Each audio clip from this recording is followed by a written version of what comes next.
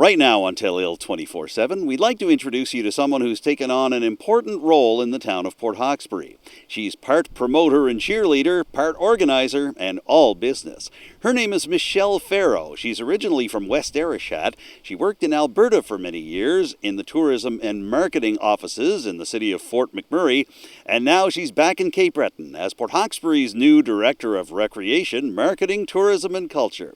I decided to catch up with Michelle just to talk a little bit about her experiences out west, her roots in Isle Madame, and about the new task she's taking on, replacing Paula Davis in an important role for Port Hawkesbury.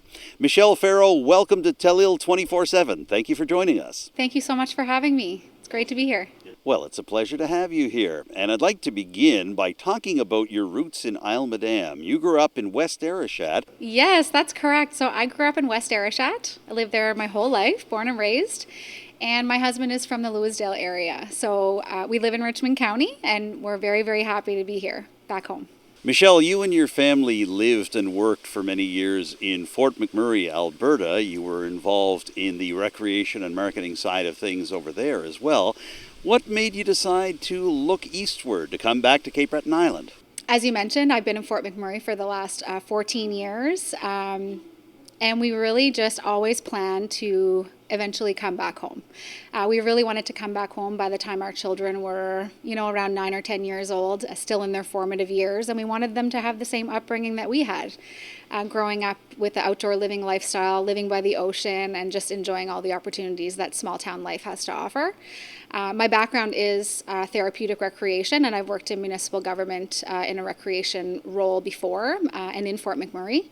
So when this opportunity came up, it was just almost like a sign that it was meant to be and that it was laid right out there for us, and we just jumped on it. Michelle, I'm wondering if from afar it seemed like Port Hawkesbury had a good reputation and a good record in terms of recreation, marketing, tourism and culture that led you to think that the town could be a great choice for you professionally, but also a good choice for you and your family personally. Absolutely. I mean, I think everybody knows that Paula Davis is just a dynamo, and her reputation precedes her. I think that the town of Port Hawkesbury has so much to offer in terms of recreational and cultural opportunities. Granville Green as an example, that event has built a brand over a number of years, and it's really just the most amazing event that people come from all over to see and to enjoy. Even for myself and my family, we enjoyed the parks and trails in Port Hawkesbury every single summer when we came home to visit. And it's just really amazing to be presented with an opportunity for you to influence and grow the opportunities right in your hometown. So it's really just, we feel very, very blessed to be able to come back home. And not only that, but to influence the opportunities here as well. Michelle, I'm speaking to you now from the Granville Green Bandshell. This has been the site of many great Sunday night concerts over the past 25 years. Your predecessor in your post, Paula Davis, was a key component to the organization and success of this series.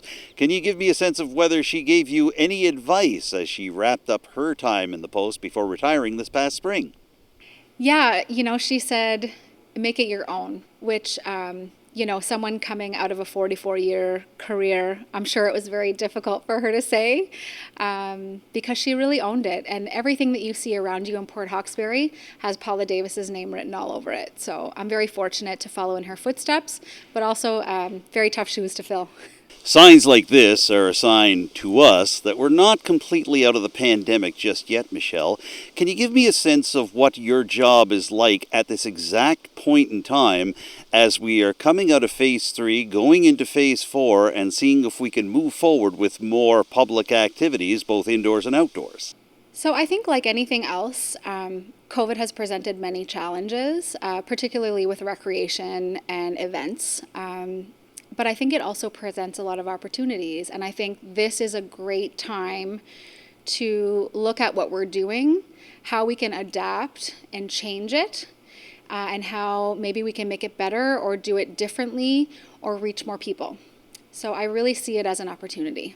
Michelle, I know that you and your new co-workers here in Port Hawkesbury have already launched some smaller summertime programs, and you have some more planned as the pandemic restrictions lift. Can you give me a sense of what's happening now and what might be coming up in just a couple of weeks' time? Absolutely. I mean, we do have a full complement of recreation programs available through the summer months, and you can check out our website and Facebook pages for that. But I'm really excited to talk about the Tunes on the Trails event. It's a musical concert series, and it happens in our beautiful trail system in Port Hawkesbury. The town of Port Hawkesbury has about 9 kilometers of these beautiful, groomed, wonderfully accessible trails.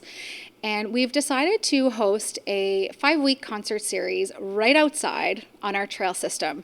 So each Sunday between August 22nd and September 19th, spectators can enjoy 3 different artists right on the trail system. It is a ticketed event, however, the tickets are free to attend. So we have Facebook events for each of those individual dates for Tunes on the Trails. So please check out our Facebook. The ticket links will be available very soon. And we even have some little surprises. We've got all of our artists booked, but some of them we're not going to announce until the very last minute. So be ready for some huge announcements. Michelle, what's your sense of the mood around Port Hawkesbury and even the mood in your office with your coworkers as you folks look at doing more public activities indoors and outdoors for the first time in quite a while? I feel it in the office. I feel it out in the community. It's almost like people are just waiting for an opportunity to jump at. Even in talking with the artists that are joining us for Tunes on the Trails, they're just so excited to get back out there. And although the event is meant to kind of feature our trails, it's really about artists getting back to work and featuring those artists and having everyone there to enjoy. So really happy to provide such a different type of event and something that is really cool and exciting. Michelle, obviously there are a lot of events that would normally be happening in Port Hawkesbury, not just during the summer, but all year long. They haven't been happening for the past couple of years due to the pandemic and the accompanying restrictions. What do you feel your role is as you look beyond where we are right now and look to a time when we can see things like the Port Hawkesbury Community Market, the Festival of the Strait, the Tuesday Night Ceilidhs, and other typical traditional events for the town happening once again? You know, some of the events like the Ceilidhs and the markets and things like that were offered here at the town, but actually run by a separate entity. They've definitely already been contacting me and chomping at the bit and saying, when can we get the markets going again? When can we get the Ceilidhs running again? So, COVID restriction willing, we are going to get all of those events back for the community to access and enjoy. And I think, like I said earlier, it's an opportunity to look at the events that we were offering previously and, take the time and chat with the community and find out what it is that people are really dying to do and dying to see and see what we can do around that. So we're hoping for some great surprises to come in the next year. I'm already looking at Granville Green 2022 and the opportunity that comes with not doing an event for 2 years and then making it something really huge and special. So that's where my mind is on the post-COVID event and recreation offerings. Any discussion yet about Christmas possibilities? There might be a couple of surprises around Christmas time. So check out our Facebook for updates and info as we get closer to the holidays, for sure. Michelle, obviously your job is to promote the town of Port Hawkesbury, but I imagine you have some memories dating back from your childhood and young adult years in West Arichat in Isle Madame. Can you give us a sense about whether moments like that are impacting your job right now, and if there are things that you recall from events, festivals, and other aspects of growing up in Isle Madame that are helping you now as you get ready to promote and develop recreation and marketing programs for Port Hawkesbury? Yeah, absolutely. I mean, I think all of us kind of have a little bit of that influence from the way that we grew up and things that we enjoy. And recreation is really something that is so individual to everyone. And we take our favorite things from each thing that we participate in, right? So you take your favorite things from the Acadian Festival in Petit de Gras, or you take your favorite thing from the Festival of the Strait, or the Arctic Winter Games in Fort McMurray, or the Western Canada Summer Games, and it really influences how you plan an event and the elements that you offer. The things that you enjoy, you hope that other people will too. Well, Michelle, we've covered a lot of ground here in a short time, and I appreciate you taking some time for me on Telile 24/7 today. Did you want to add anything else about all of this just before we wrap up? I just want to add how grateful I feel for this opportunity and for the support that I'm getting from the staff, mayor and council here at the town of Port Hawkesbury, the citizens, sponsoring organizations.